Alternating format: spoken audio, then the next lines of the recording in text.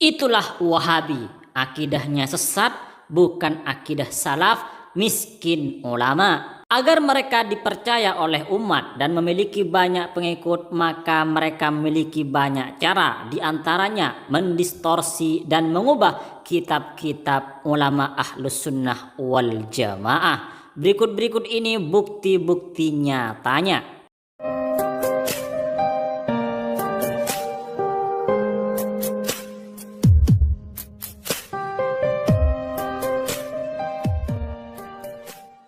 Assalamualaikum warahmatullahi wabarakatuh, sahabat-sahabat muslim. Sekte Wahabi adalah sebuah sekte syaitoni. Sekte ini dirintis atau didirikan oleh Syekh Muhammad bin Abdul Wahab dan akan melakukan apa saja untuk menggaet pengikut. Misalnya berdusta, memelintir pendapat ulama, bahkan memalsukan pendapat ulama Ahlus Sunnah wal Jamaah. Itulah kenapa Mimin menyebutnya sebagai sekte syaitoni, karena perilakunya sama dengan setan.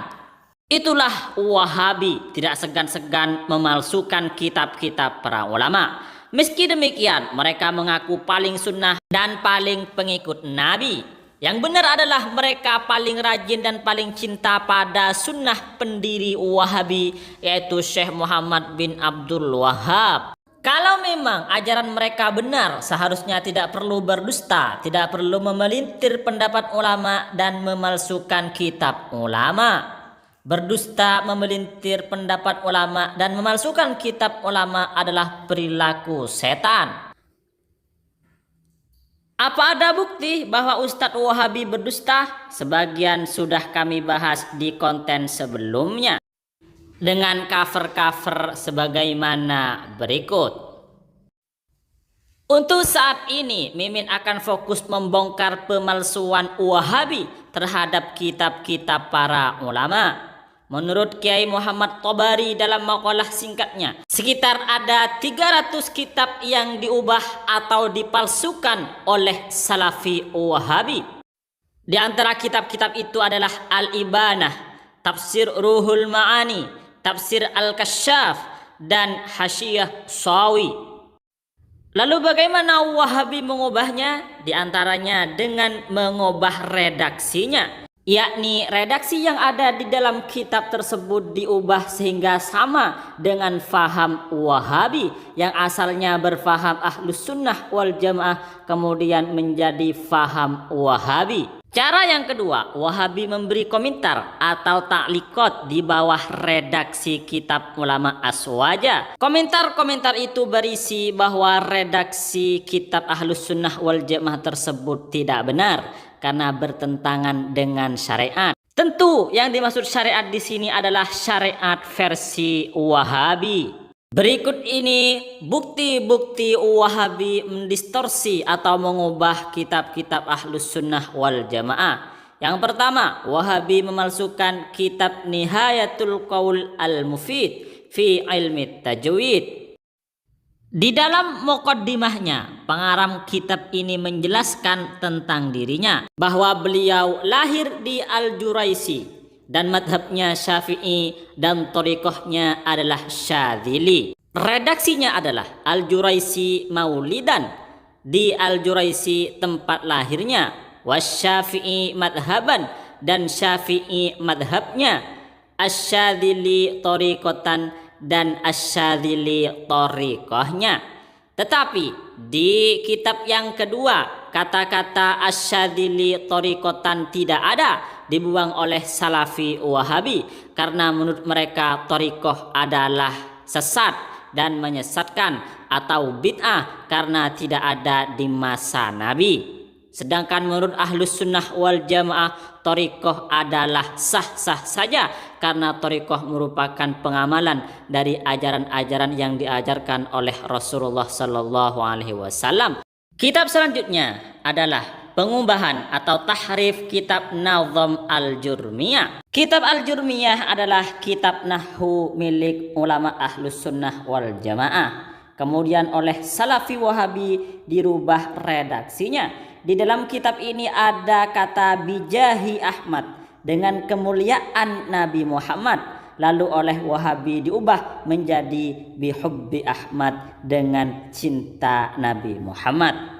Berdoa dengan menggunakan kata bijahi Ahmad adalah bentuk tawassul dengan kemuliaan Rasulullah sallallahu alaihi wasallam, tetapi kemudian oleh Wahabi dihapus dan diganti dengan bihubbi Ahmad karena menurut Wahabi bijahi Ahmad adalah bid'ah, tidak diajarkan oleh Nabi dan tidak ada di dalam ajaran syariat. Jika demikian, seharusnya Wahabi mengarang kitab nahwu sendiri, nggak usah make kitabnya Ahlus Sunnah wal Jamaah kemudian diubah kalimat-kalimatnya. Tapi ya namanya juga Wahabi, kalau Wahabi ngarang kitab siapa yang mau make kitab nahwunya?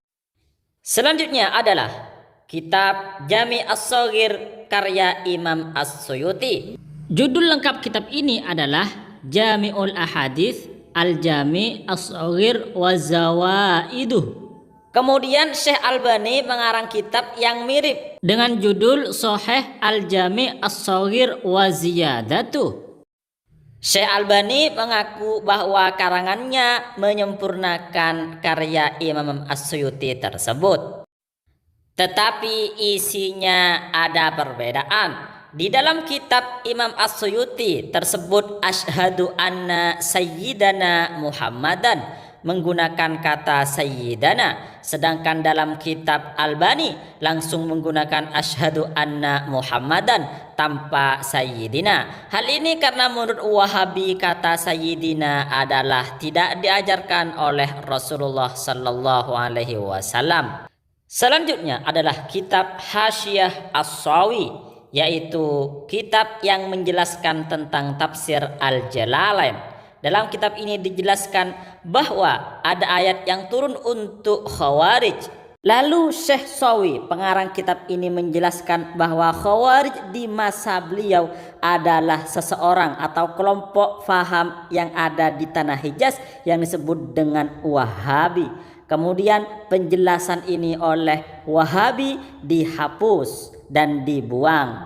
Selanjutnya adalah pengubahan atau tahrif kitab Aqidah As-Salaf wa Ashabil Hadis karya Syekh As-Sabuni. Di dalam kitab ini Syekh As-Sabuni menjelaskan bahwa suatu ketika beliau berangkat menuju Baitullah atau Mekah dan kuburan Nabi Muhammad sallallahu alaihi wasallam. Redaksinya adalah ila Baitillahil Haram wa ziyarati qabri nabihi Muhammad sallallahu alaihi wa ala alihi wa ala ashabihil kiram. Kemudian kitab ini dicetak oleh percetakan Salafi Wahabi dan kata qabri diganti menjadi masjidi. Redaksinya menjadi mutawajjihan ila baitillahil haram wa ziyarati masjidi nabiyihi. Tentu pengertiannya sangat berbeda. Yang pertama, yang berasal asli dari penulis bahwa penulisnya berangkat menuju Baitullah dan kuburan Nabi Muhammad sallallahu alaihi wasallam, tetapi oleh Salafi Wahabi kemudian diubah menjadi ke Baitullah dan ke Masjid Nabawi. Hal ini karena menurut Salafi Wahabi ziarah kubur walaupun itu kuburan Nabi Muhammad sallallahu alaihi wasallam adalah tidak boleh. Tentu masih banyak lagi kitab-kitab yang diubah oleh Salafi Wahabi sampai ratusan, bahkan ada yang mengatakan 300-an. Itulah Wahabi, akidahnya sesat menyesatkan, bukan akidah ulama salaf. Miskin ulama Wahabi yang paling tua yaitu Syekh Ibnu Taimiyah. Sebelum Ibnu Taimiyah tidak ada ulama yang benar-benar ulama yang berpendapat seperti pendapat Wahabi. Makanya Wahabi itu miskin ulama, dan agar mendapat pengikut yang banyak mereka mendistorsi, memalsukan kitab-kitab para ulama, bahkan memalsukan pendapat-pendapat ulama yang disampaikan oleh para ustadz-ustadz Wahabi tidak sama dengan apa yang ada di dalam kitab Ahlus Sunnah wal Jamaah. Terakhir, Wahabi itu mengaku paling sunnah, paling Islam, tapi untuk memasarkan akidah mereka menggunakan perilaku setan, yaitu dengan cara mendistorsi, mengubah pendapat-pendapat ulama yang ada di dalam kitab mereka. Oke, terima kasih sahabat-sahabat muslim atas supportnya. Dari saya, kelebihnya mohon maaf. Wassalamualaikum warahmatullahi wabarakatuh.